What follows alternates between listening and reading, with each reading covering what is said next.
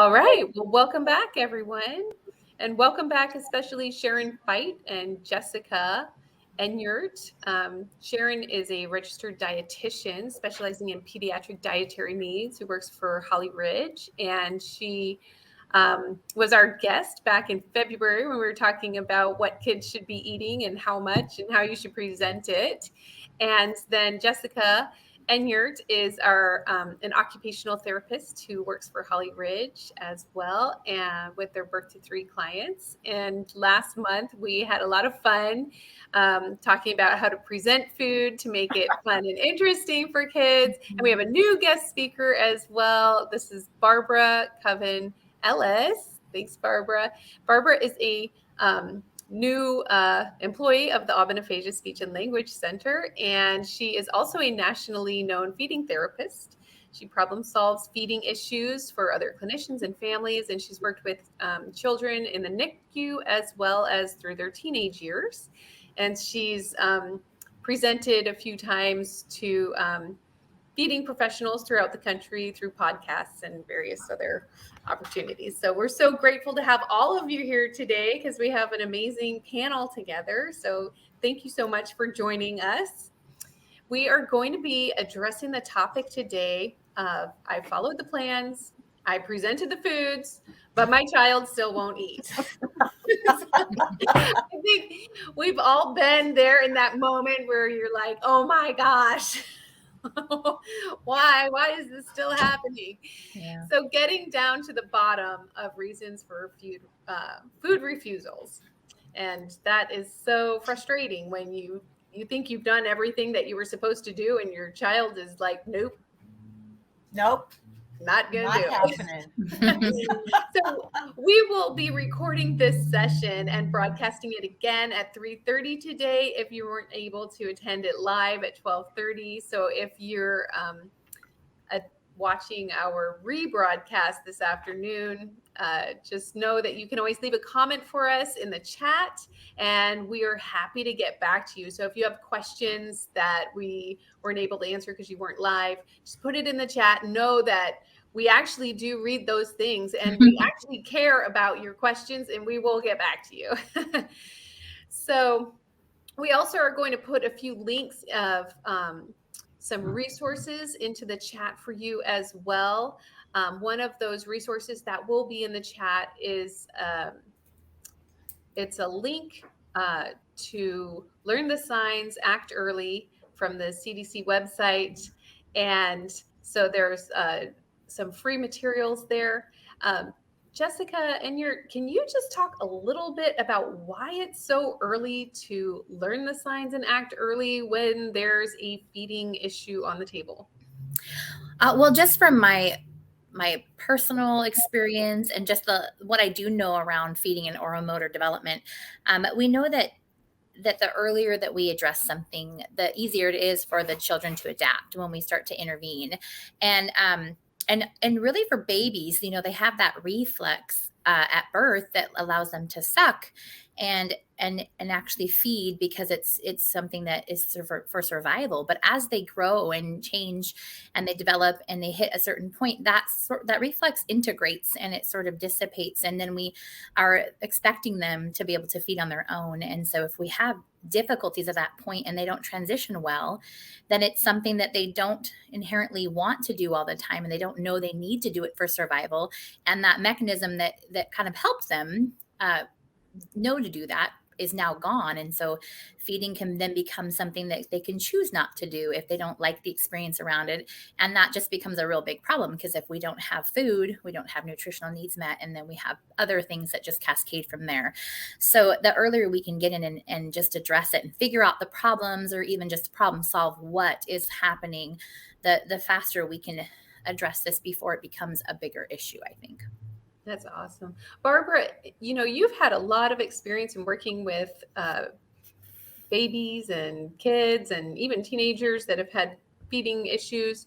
What has your experience been as far as the timeline for resolving these things? Like, what should parents expect if it's not going well?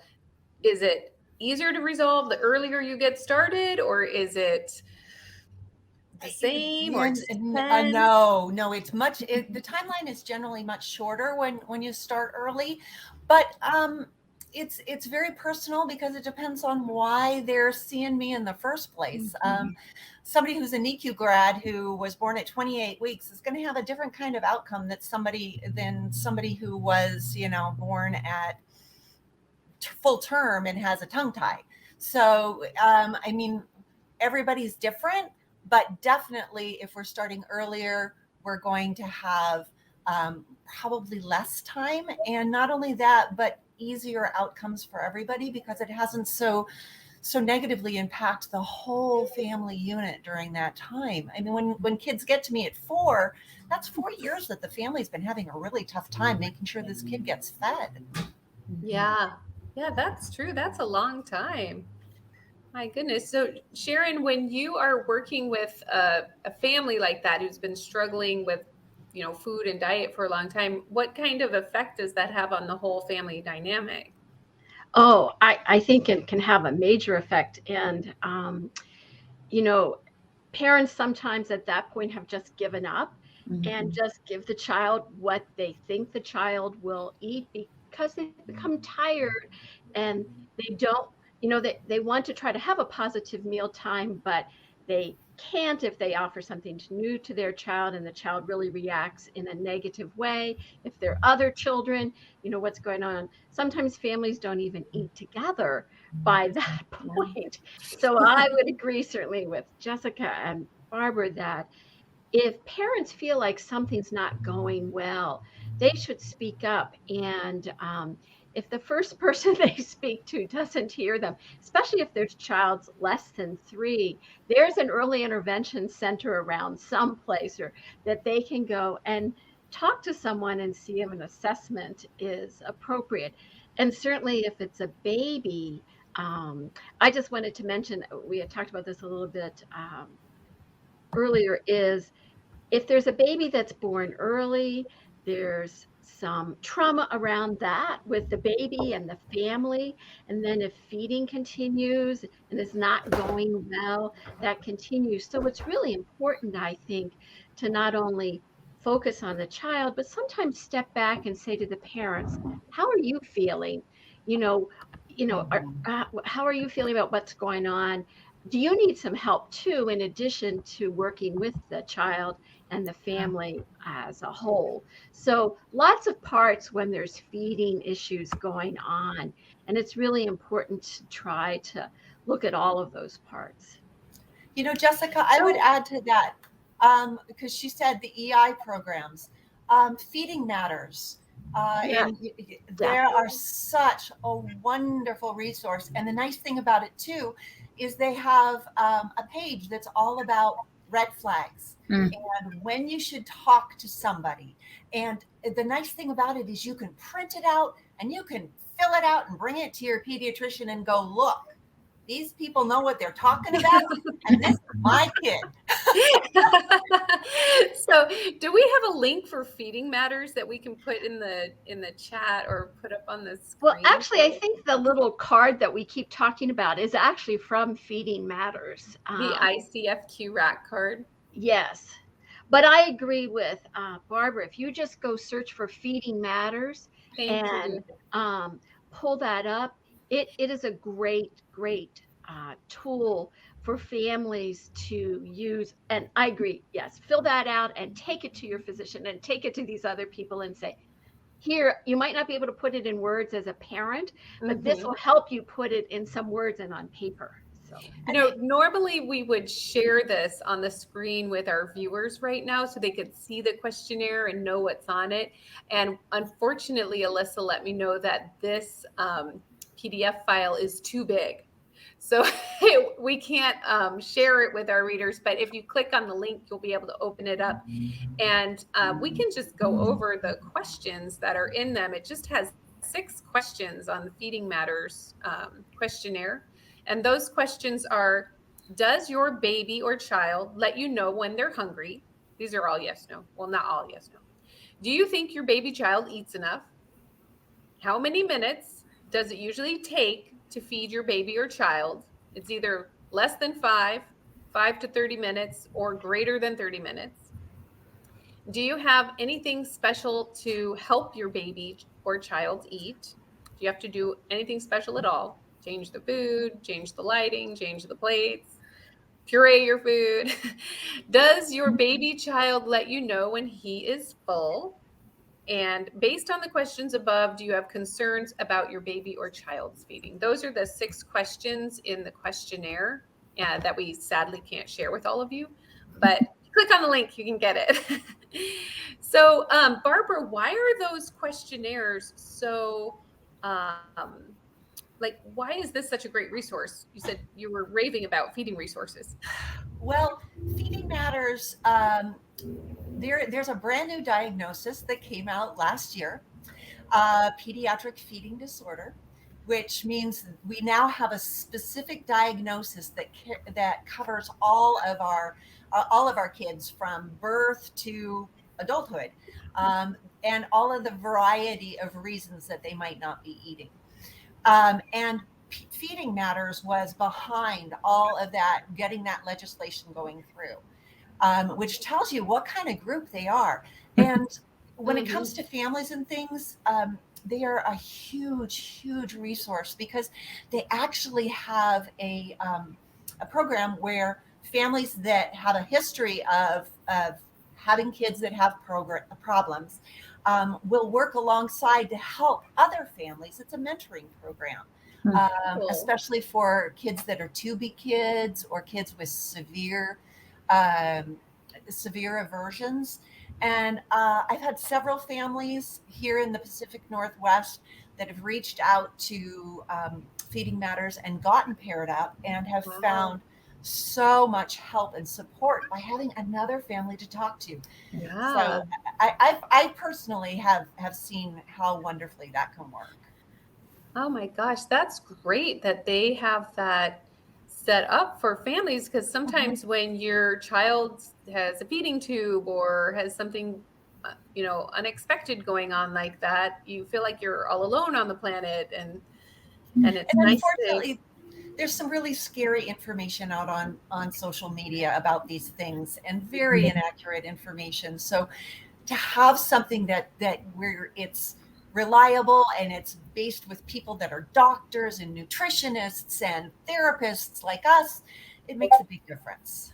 Yeah, I can see Jessica and Sharon just nodding their heads here in agreement. So there must be a lot of fables out there about eating. And Jessica, can you talk about some of the myths or fables around eating and yeah, absolutely. And I did want to say just real quick, I think what Barbara mentioned and just Feeding Matters in general is that there's so much, and again, Sharon also touched on this, there's sometimes when these kids have these long standing feeding issues that go on for a really long time, or even just when they're infants, and it creates a lot of stress and a lot of emotional distress for these families. And I mean, I feel like we all know that when you talk to a parent and you say, what do you want your child to do? They all want them to eat and talk and walk. And those are 3 really big ones. And so when feeding and around meals is difficult, it just creates a stressor on the entire family. It makes it really difficult. And I think it's good that we really acknowledge that, because that comes with, it's just as difficult for families. And so when we have support systems and we have places to go and talk to others, even just to feel heard or to feel like somebody gets it, somebody understands where we're at. And then I think it was really important what Sharon said, that just checking in with them and saying, are you okay? Where are you at? Can I support you as a parent, as a sibling? Can I help you just feel okay? And again, that sometimes that is demythifying things for them and taking away some of these thoughts. And I think one of the biggest ahas for me coming into this therapy world was, you hear people say all the time, oh, don't worry about it. They'll figure it out. They'll eat eventually. They won't kill them. They won't starve themselves to death. And I think what I was trying to touch on earlier is that at that point where that reflex dissipates and integrates into the brain, and then they now have to do this thing on their own, they really can. They can starve themselves because they don't know that they have to eat to live. They don't have that maturity and that understanding of their body, and they're just babies. We're talking about a 1-year-old at some points that don't know that they have to eat to survive. And enforcing food is so difficult. It's so hard. And then it becomes this emotional, distressful thing for the child. And it just cascades into so many other things. And it just becomes a negative experience for them. And it just sets the bar for the future for them. And it's just really hard. So that's a big myth. I think that people don't think that kids can really hurt themselves by not eating enough. And so, not that we want to scare parents into thinking that, they're not going to eat for a couple of days and they might pass away that quickly. But it's definitely important to note that we really shouldn't be doing these extreme timeframes where they're not eating. And there is a point when they need to see a professional if that's happening. So I think definitely having that information available so that it's accurate.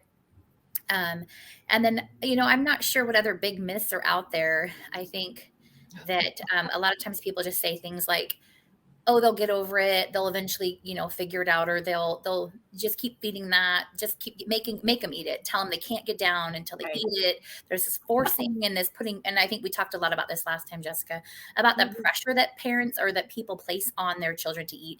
And that just creates a whole nother level of emotional distress for them. And it just makes the problem bigger sometimes. So that's what I've got to say.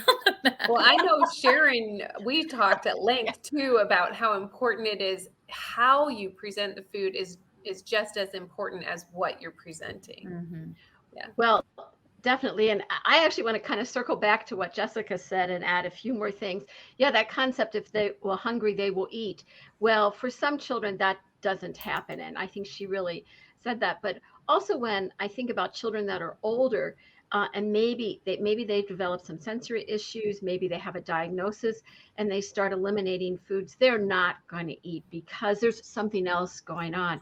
So Barbara mentioned this, feeding matters, and we have this new definition of pediatric feeding disorders. And one of the parts of that definition is something lasts more than 2 weeks. So all children go on food jags. They eat a lot. When I spoke, they eat a lot one day, maybe not so much, but they kind of have this pattern, and it goes, and nothing's lasting for more than 2 weeks, and they're growing fine. That's very different than something that is just ongoing and never changes. So I think, parents, kids vary, you vary day to day what you eat, but think about that if it's just this ongoing problem. And definitely no clean the plate club, no forcing to eat, that type of thing. We found that just backfires. And especially if a child has something going on, whether it's the young baby or an older child, forcing them just makes it, by the time if the family eventually comes in for some help, can extend the time that we might need to work with them, because we have to gain the child's trust back that feeding and eating is safe and pleasurable and not something that they're forced to do. So we certainly want a positive mealtime environment. And if you aren't having joy at mealtime, it might be time to sit down and think about what is going on. Is there something else going on I don't understand? And maybe start a conversation with someone. So a lot of those refusals come down to having medically complex things going on that a lot of us don't know much about. That is a good segue to my next question, Barbara. So what are some of the reasons for food refusals? Like, what are some of the medical reasons why a child might not enjoy eating or might not want to eat? Well, I like to start. Okay, let's start with kids that are already transitioning to solids. Babies and bottles, that's almost a completely different section. But if we're talking about kids and solids, I like to start at the front of the mouth, okay? Very beginning, eating, mouth, chewing. One of the things we oftentimes see is that kids will only eat particular textures, or they chew and chew and chew and chew and chew and chew and chew, and then finally swallow, or sometimes even spit it out, or they pocket it. And I had one kid that pocketed it and would then go into his parents' closet and spit out his lunch. Great thing. So if we start the process with the mouth, and we see that something seems to be off there, because let's face it, we got to chew our food, but it shouldn't take that long. Open up the mouth. One of the first things we oftentimes see is a thing called kissing tonsils. Kid may not be complaining about the fact that their throat is sore, because it might not be. It may be that they have chronic allergies, they have reflux that is undiagnosed, and their tonsils are huge. Kissing tonsils actually come together. Now, if a kid is chewing, you look back there and you see these marbles in the back of the throat. They may not be able to move that solid through just by swallowing. And so they won't do it anymore. They'll try, they'll go, oh my gosh, that looks so good. And then they'll modify things by taking little itsy bitsy mouse bites, or they'll chew it until they can get it down, or they'll take a sip of water to try to wash it down. All of those are red flags that probably something else is going on. And that's the first place I like to look. That's really a good tip yeah. That's really an easy one to see. Everybody can see that. Well, if you know to look for it. Exactly. If you know to look for it. And then how do you usually like to resolve that issue? How do you like to handling that situation? So when I have a kid who comes in and I look in their mouth and I see those big ones, the first thing I'll say to mom is, hey, are you aware? And if I can get them to see, and then we'll talk about it. I just had a kid the other day who came in, and mom said, every time somebody looks in his mouth, they say, this kid's got huge tonsils. But nobody ever considered, telling me what to do about it, or if I needed to do something about it. And since there were no complaints and the kid stays pretty healthy, they weren't worried. Yeah. However, they were talking to me. The reason they were talking to me was because of texture difficulties. This kid cannot move on to harder textures, things that don't break down when they're chewing them. Yeah. And they can't move them through those marbles. So I said, well, we need to go back to your pediatrician and maybe even to an ENT and try to figure out why these tonsils are doing what they're doing. Do we have an allergy that's happening? Do we have reflux? Let's try to manage it that way, and then we'll go from there. Oh, so you just implied that tonsils don't always have to be removed. Oh, no. If they're big.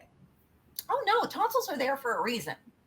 Tonsils are there. They're our first defenses against the things that are trying to get the bacteria and viruses that are trying to get down our throat to make us sick. So we want them if we can keep them.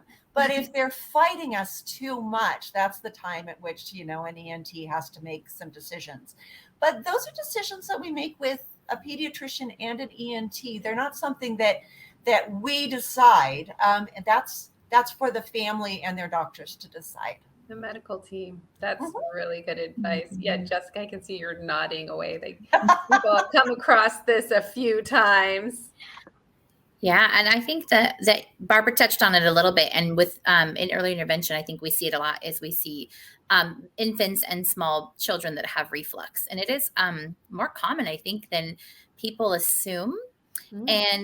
And when a lot of times we don't even know that's happening. I mean, the babies will still eat, they'll still engage, but they lose a lot of it. They spit a lot of it back up. They just don't maybe have a great experience with feeding. And a lot of times we see it in their posture. We see them fighting this feeling in their stomach and in their throat by arching and pushing back and really doing a lot of extension, what we would kind of refer to it as that. And, it's those babies that are just hard to feed. They don't find a comfortable position. And then when that's not addressed, that can lead to delays in development, because babies will find a place that's comfortable to eat, and they'll find a place that's comfortable after eating that doesn't create pain or discomfort. And that looks like really them holding postures and not doing a lot of movement. And so Maybe skipping out on tummy time, which is so important. Yes, because being on your tummy isn't comfortable when you feel like things are going to come back up, or if you're just that pressure on the tummy. There's a lot of things that they can avoid. A lot of times they'll just be comfortable laying on their back in a nice recline, and people don't always see that as an issue. They're like, oh, they're comfortable, they like it there, they can sit there for a really long time and be content. And it's not always bad, but it can definitely be something that goes unnoticed. And I think it does happen a lot more than we even acknowledge. So, this is true for adult clients too. They have statistics: 50% of the population over 50 has reflux, 60% over 60, 70% over 70, right up. And so it's a thing, and a lot of people don't recognize they have it. So when you have a baby or a toddler who you think reflux might be an issue for, what are the telltale symptoms? Like, what are you looking for there? Because like you said, they certainly don't have a vocabulary for it. And so it leaves up to us to be good detectives. What are we looking for? Well, Jessica's absolutely right with the posturing. The posturing is one of the big ways we know. The other way is looking at somebody's throat, and are they really snotty? Babies that have reflux have a lot of phlegm and a lot of goo. And the reason they have that is because the body produces more secretions, more spit, more mucus to try to line and coat the throat and the esophagus to keep those tissues from being inflamed and sore. And it also helps move things through those areas more easily. So that's another great way of, oftentimes people think they're allergies, and it's not. It's the refluxed material that's causing all of that snot. Wow. How about that? All right, so we've got reflux, and we've got giant tonsils. What would be another reason why your child might not want to eat? Well, paired with those tonsils, believe it or not, are the adenoids, which we've all heard about, but we never really think about so much because we don't see them. But an adenoid makes a difference. If an adenoid is really big and oversized, what it does is it blocks the soft palate and the ability for air to go in and out through our nose. Okay. So if that occurs, anybody who's a speech pathologist will tell you that every time you swallow, you hold your breath. And you can check that yourself just by drinking and seeing what happens. Pretty soon you go, I got to breathe, right? So if you have to hold your breath every time you swallow, and you can't breathe when your mouth is closed chewing, you're going to say, no, I'm going to move to liquids because those I can swallow and then I can breathe, and then I can swallow and then I can breathe. Liquids and purees and things like that. If you think about it as grown-ups, when we're really sick, when we have a really bad head cold, what do we eat? We eat really easy to swallow foods. We eat soups, things like that. We don't go out for the steak, and there's a reason for that. It's because you can't chew and breathe at the same time unless you want to chew like your 3-year-old with their mouth open. And there's a red flag right there. Knife and fork. There's a red flag right there. A kid who cannot transition as they get older to chewing with their mouth closed. We don't need it to be closed when they're going up to 3 years old. But after that, if a kid cannot chew with their mouth closed because they can't breathe, then there's a problem. Something's going on up here. That's another good one to look for. Man, you guys are full of all kinds of things. So what's going on with, I know this is less common, but what are some reasons why a kid might end up with a feeding tube? Well, kids end up with feeding tubes for a variety of reasons. Generally, they end up with a feeding tube because either they have chronic aspiration, which means that the food, instead of heading towards our bellies, is getting into our lungs. and our lungs weren't meant to manage foods and liquids. It's not what they're meant to do. And basically we drown ourselves when we do that. So if we've got a really bad problem with aspiration, that might be a reason for a feeding tube. Another reason for a feeding tube is because we've got what has always been in the past referred to as failure to thrive. That is a baby that's not gaining and growing the way we want and need them to for health, for good health. And in those cases, we need that tube to give the nutrition and hydration and oftentimes the medication that these kids need to grow and be stable. And then, one of the top pediatric feeding specialists out there, Catherine Shaker, talks about feeding tubes as actually being a gift. And I know they're so hard. They're so hard for families. And when I transition people from being an oral feeder to a feeding tube, we always go through a couple of months of grieving usually. But what happens once they see the kids starting to thrive, and they start really understanding the gift. And it's a gift to us too, because what it does is it takes all that pressure off for getting things in the mouth, right? Getting that nutrition in, getting the medications in, getting all of that hydration in.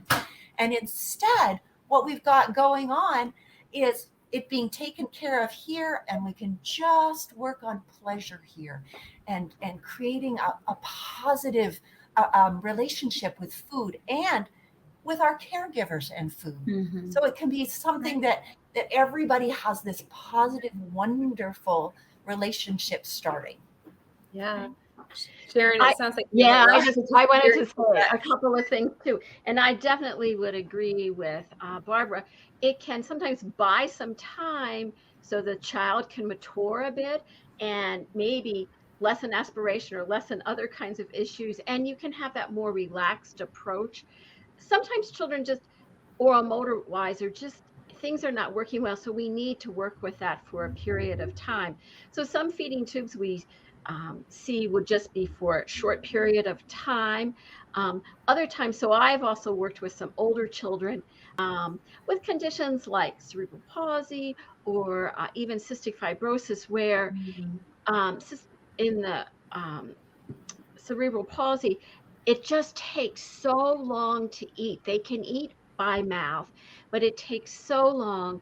They cannot get enough energy and nutrients in, and they don't want to spend 6 hours a day eating. They want to go to school. They might want to go do some other activities and things like that. So a feeding tube can be a support in addition to oral feeding. And the same thing would be cystic fibrosis. If there's lots of energy, sometimes a feeding tube at night would just provide that extra energy and nutrition.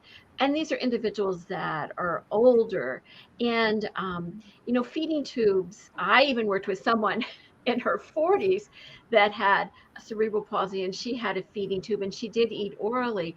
And, lots of times now, as appropriate, this would not be appropriate for an infant, but older children, you can, blend the food that's being served at home so the child is still participating in mealtime, or the adult, in this case for this adult, she wanted to use, home blended foods versus using formula or combination. There's a whole continuum of how you can nourish an individual child, adult, through a feeding tube if they need one. So Sharon, it's not an end, it's the beginning.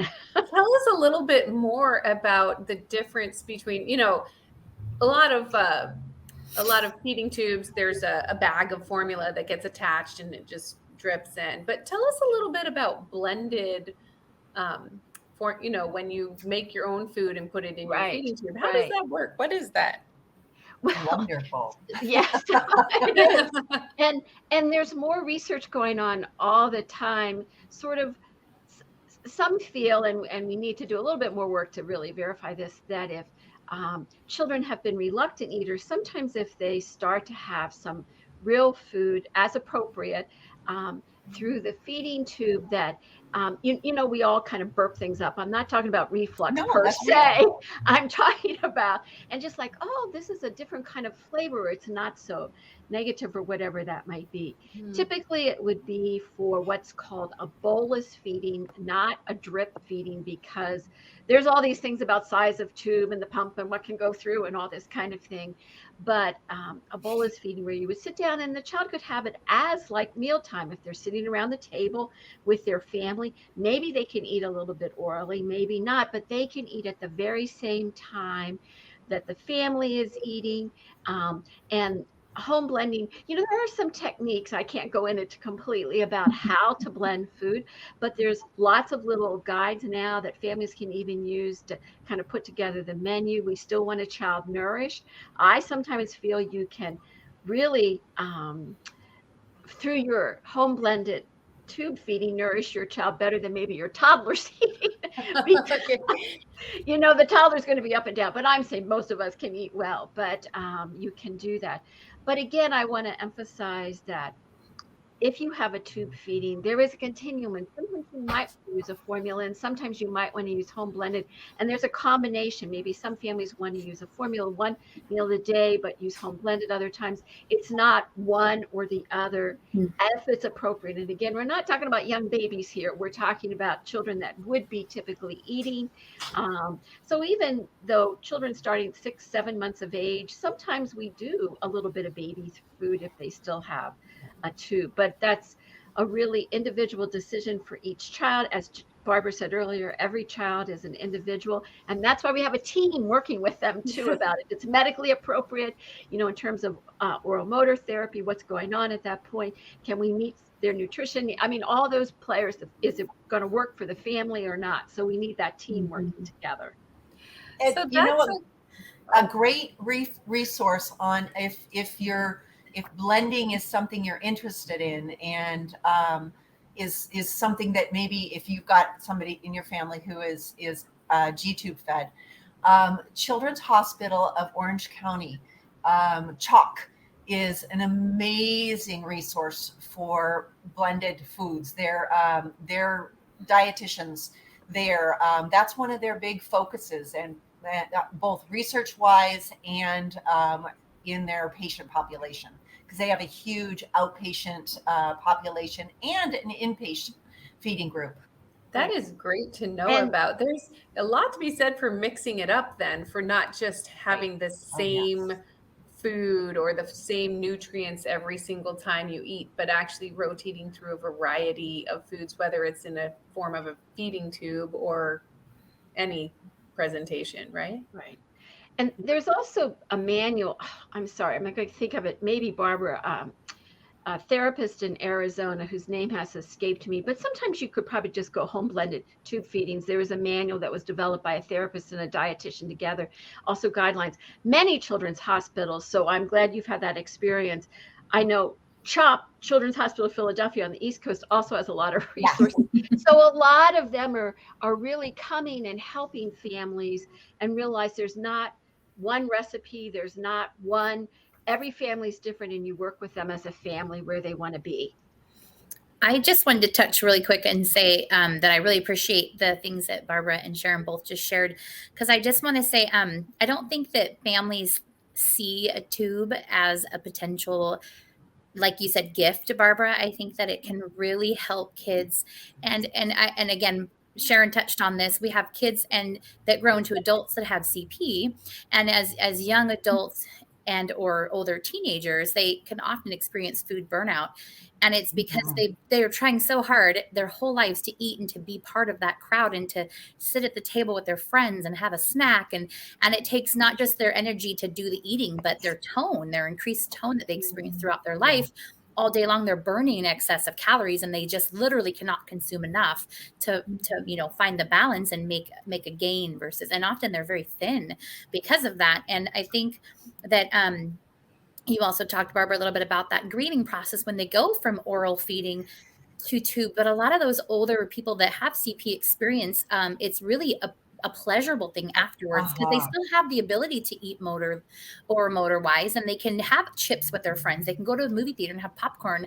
They can do those things that allow them to socially participate, but then they have the majority of their nutrition coming from a different source. And that allows them to still have energy and the ability to engage, but then enjoy that part that they get to eat and just act like and be like everybody else around them. And so it's really actually important to think about that. What is this? Because again, like I said in the beginning, it's so important for parents that their kids eat, and eating orally is the first thing that we think is the most typical, and that we just really, really strive to have our kids get to that place. And it's great to see a small child with CP be able to eat orally, but then to realize that even if that's something they're doing at 3 and 4 and 5, that doesn't mean that they're going to be able to maintain that through their lifespan. And so it's okay to say they can do it, they like it, they enjoy food, but it's okay to someday look at maybe we need another option as well. Because as they grow and their body changes and those demands increase, it's just really difficult to maintain. So I really liked how you both brought those really important aspects in, so that families don't immediately go to thinking that, oh, my kid needs a tube. Oh, it can be a really great thing that can just bring more pleasure. And like Sharon said, they can sit at the table and enjoy a meal around the same time frame and around the same foods. And again, they can bring some things into their mouth as they're there too. And so they can enjoy that. Social participation is so important for families and for everybody, really. Yes, absolutely. That's so wonderful. We're going to have to say goodbye to Barbara in about 4 or 5 minutes here. And so, Barbara, did you have anything else that you wanted to share with families about reasons why your child might not, or things that that would be helpful for them to know about if their child is just flat out refusing to eat food? Well, one of the my favorite things has to do with looking at GI.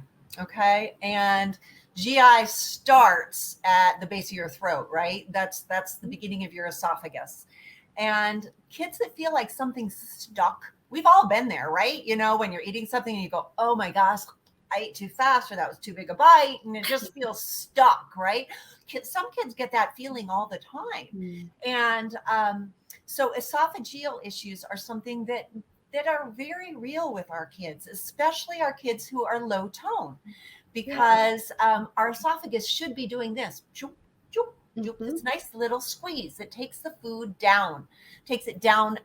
And when we've got low tone, it doesn't necessarily do that. And it ends up being just a tube. So gravity is the only thing that's moving the stuff down. So we have to look at the esophagus. And if kids are complaining that things are stuck, or they feel like they're coming back up, that could be esophagus, that could be reflux. We also need to look at constipation. And I know that, people are going, what? Constipation? But what's that all about? Whenever I teach people, whenever I teach parents, I talk to them about the fact that your GI tract is just one long tube. It starts here, goes straight down. There are just a few vowels along the way, but other than that, it's one large piece of plumbing. Now, if the lower part of the plumbing gets stopped up, we all know what happens in our own household plumbing, right? Things back up. Well, babies are the same way, and kids are the same way. They feel that fullness, and, unlike you or I, who say, you know what, I got to eat, I got X, Y, Z to go. I don't care that I'm backed up a little, that'll clear up in a day or two. All they know is that they feel awful, and they feel full already. They don't have a hunger drive, and so they don't eat, or they only drink, or they only eat those things that feel very, very comfortable. So anytime we have kids that are limiting the range of foods, that are limiting, like say they don't eat any proteins, they don't eat any animal proteins at all, or they only eat foods that have been blended or really, really mushed up, or they only eat foods that are crunchy and break apart with their teeth. Anytime there's anything that is limited, okay? Now vegetables, that's another thing we have to talk about on a different time. But no crunchy, let's say no crunchy fruits, like no apples and no grapes with skin and all of those kinds of things. whenever we have those kind of limitations, we have to step back and say, why? Yeah. Why? Not, their behavior, what have I done wrong? But instead step back and say, why would this occur? Grapes are yummy. Apples are yummy. Why would this happen? And we can often find a physiological reason. So anytime we're looking at something that, if kids are eating less than 20 foods, I think that they should be talking to their pediatrician. Parents should be talking to their pediatricians about getting some help. And if they're even eating a lot less than 20 foods, they should be getting help very, very soon. Right. So variety is super important. Oh, variety is a huge red flag for us. That tells us right there that you probably need a little extra help. Is it always a physiological reason why kids don't eat? Okay. So there is a behavior school of thought. My experience is that almost every behavior comes out of either an experience or a combination of experience and physiology. Okay. A physiological experience, so to speak. Bad kids that are, and I'm saying bad with a big quotations, kids that are stubborn. That's the one I love to hear. Or they just, they want to make me mad. Those are kids that are probably acting out for a reason. Yeah. And we have to, just like any other behavior, if we move back and we start looking at, where did this behavior come from? Why is it there? We can usually backtrack and find a reason why it all started. And then we can move forward. But if we don't fix these other things first, it doesn't matter how beautifully or how much, how beautifully we present the food or how much fun the food is. If it doesn't feel good going down, we're not going to fix it. Yeah, that's true. So I just wanted to say something, I understand from Barbara said about the 20 foods. Sometimes I have a little discomfort because they could eat 20 crunchy things, and that's very limiting in itself, or 25 crunchy things. So that's like I'm saying, that's only one category of food. Right. So sometimes one of the things we would look at is eliminating, and Barbara, you sort of mentioned that, is in terms of the food groups. If they're eliminating one food group completely, why is that? What is going on? Do we need to investigate? And I've certainly worked with children that are have eliminated a food group. Protein comes up very often, like the protein group, whether it's animal protein or vegetable protein. Sometimes if they're doing dairy foods, we've got enough protein, but we still want to widen the field a bit along the way. So we want to take a look at that. If they really have very selective eating about the types of foods that they will eat and the variety. And that's why, again, a team is really important to work together. We need to investigate. Barbara's absolutely correct. We need to go back and do that history, figure out how maybe we got there. We might be able to figure out where we are right now. So as a nutritionist, I like to know, so how are we doing? I mean, are we compromised and are not growing well? Barbara called it fail to thrive. I call fail to throw. That's a more immediate concern than a child that's growing, but just a very narrow field. And what do we need to do? So it's nice to have a nutrition evaluation as well as evaluation by the feeding people, know what's going on growth-wise. You need to get that information from a variety of sources, and then develop a plan.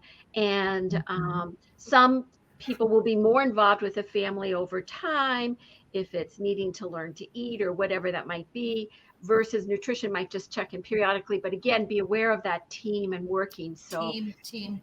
Parents should, look for that. That's a really important thing if they have questions. Yeah. That's super important.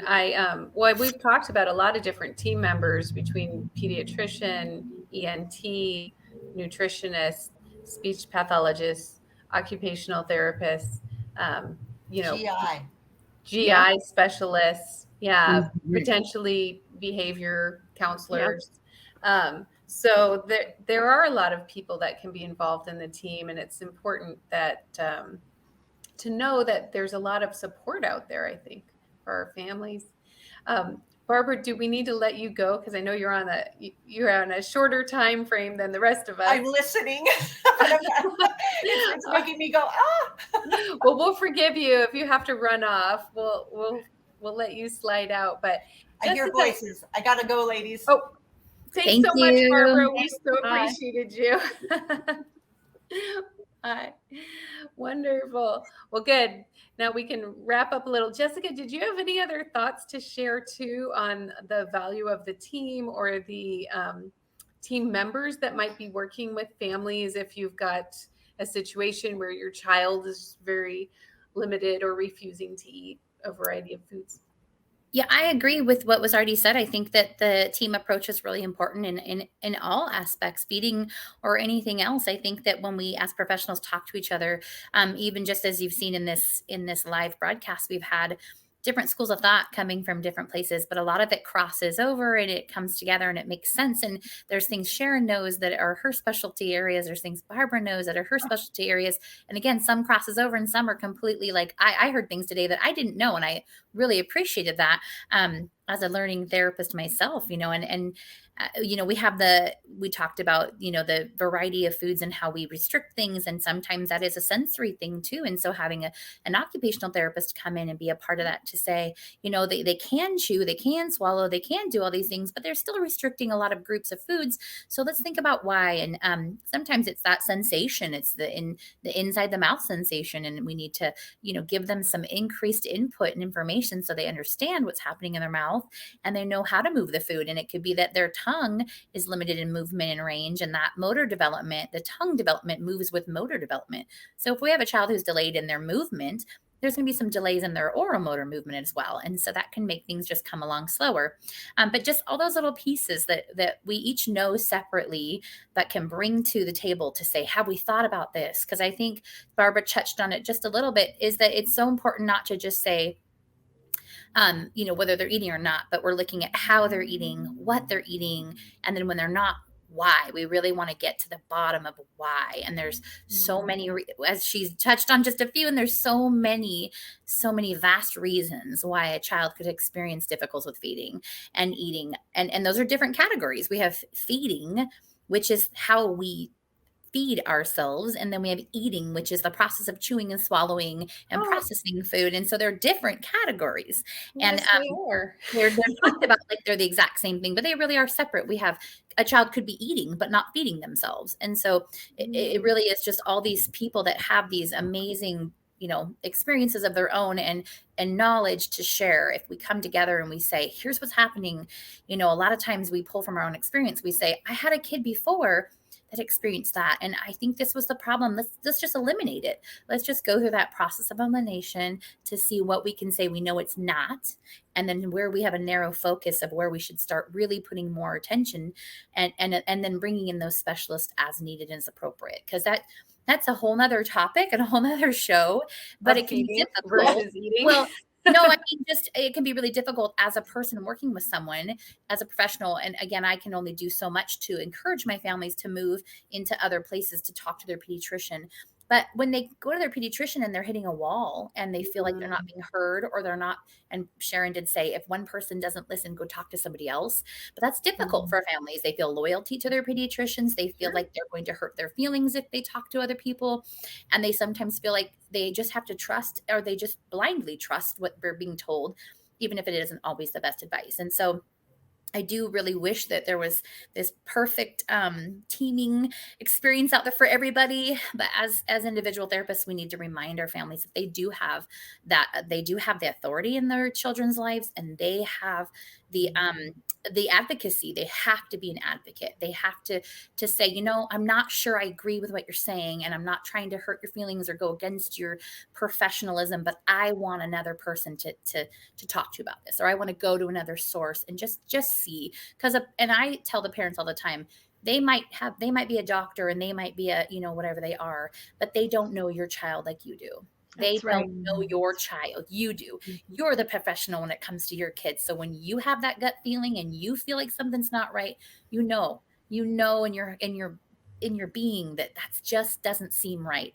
And you need to go with that. You need to push through it as hard as it can be. You got to push through it, and finding those people in your network to support you in that is really big. And so that team, it just really provides more places for them to go for support, and even just to talk and to be heard if they're not getting what they feel like they need. So that is such a great message for families. Do we know of resources like, I know in the beginning we mentioned a little bit about how like a family with a child on a feeding tube can sometimes get paired up or partnered with another family that's going through that so that they can provide a support network to each other. But do we have resources like that for people who maybe aren't so severe, but maybe their kid just isn't quite branching out beyond 20 foods, or isn't quite, maybe they have a baby that just is struggling with reflux and is struggling. Do we have groups for that type of thing? Well, I think there are a variety of groups that are available. I know and so we're in Washington State here. Ostensibly, this is coming from Kitsap County. There's a parents of preemies group. Now, that means everything preemie, not just feeding kinds of things. So you want to think about that. I think now in Washington State, we've been working toward getting, especially if a baby's been born early, that they at least get connected with, we've talked about early intervention or birth to 3 centers, what they're called, and at least monitored for issues. And I think there you can work with that team and say, is there anybody else here I can talk to who's had an experience? The team member can go to that family and say, you had this experience with Susie. I have a family that's doing similar. Would you mind if I shared your information and, you could just talk? Sometimes that's just family to family. Barbara mentioned the feeding matters, and they kind of do that, somewhat connecting with them, but you might want somebody a little closer to home. Or birth to 3, as I've mentioned, is a great resource for those with children birth at 3 years of age. But after 3, you're out the door, which is appropriate. And so then, what else is available? Then you have to call us. Yeah, right. So I think you need to work with therapists, and it's a broad topic to say there's one place to go for support. But if you're working with a team, wherever you're doing, even a therapist, they may be able to help guide you to someone that you might be able to share those experiences. And Jessica, I agree 100%. Children, and even I, who work with a family and may suggest something, and I'm sure you've had this experience where even they come back and say something we may have suggested didn't work. So we problem solve, because that's how we get to know the child and the family and what might work for them as an individual child and an individual family. So it's really important to listen to parents. They're part of the team too, if we haven't mentioned that. The most important part of the team. Yes. Yeah, they're like the quarterback on the team. That's right. Just throw that football. Yeah. So, yeah, this was so wonderful. I think we covered a lot of information for families. Have we thoroughly killed pediatric feeding disorders yet? Probably not. There's so much out there. So it just is amazing to me. It's amazing how when you start diving into something, there's so many reasons why a child might struggle, and then you kind of have to look for those clues, and then address each piece of it one thing at a time. Yeah. So, yeah. Thank you, ladies, so much for joining us. I really, really love chatting with you and learning from you. You guys are such a wealth of information. One more time, we're going to point families back to the RAC card, the ICFQ RAC card, that we will post in our Facebook Live feed, so that if there's a family that maybe you have a friend, or maybe it's your neighbor, or maybe it's you, and you're not sure if your kid's a good eater or not, you can go through these 6 questions, and it'll give you a real good indicator of whether or not you should have a conversation with your pediatrician, or reach out to somebody at Holly Ridge or at Aubin Aphasia Center for a little extra support with your kiddo. So Absolutely. yes, thank you. And on that note, I just want to make sure people know, if they're listening and they don't know about Holly Ridge Center, it is an early intervention center, and parents can call and self-refer their children. So they don't have to have a referral from a physician to start. They can just call and say, I have some problems, I'm not sure. And they can go through a whole intake process that will then allow us to go and get those referrals so that we can do assessments if there's an issue. And Holly Ridge is a nonprofit too, and they cover 100% of the services for all of the families that come to you, right? Right? Well, yeah. So there is insurance billing, and there is sometimes things that are outside of that, but we will do everything we can to support a family if they need the financial help. That's right. Yeah, Holly Ridge takes very good care of their families. Well, thank you so much, ladies. And I don't know when I'll see you again, but I hope it's not too far away. Thank Have you. a great day. Thank you. Bye-bye. Thanks. Bye.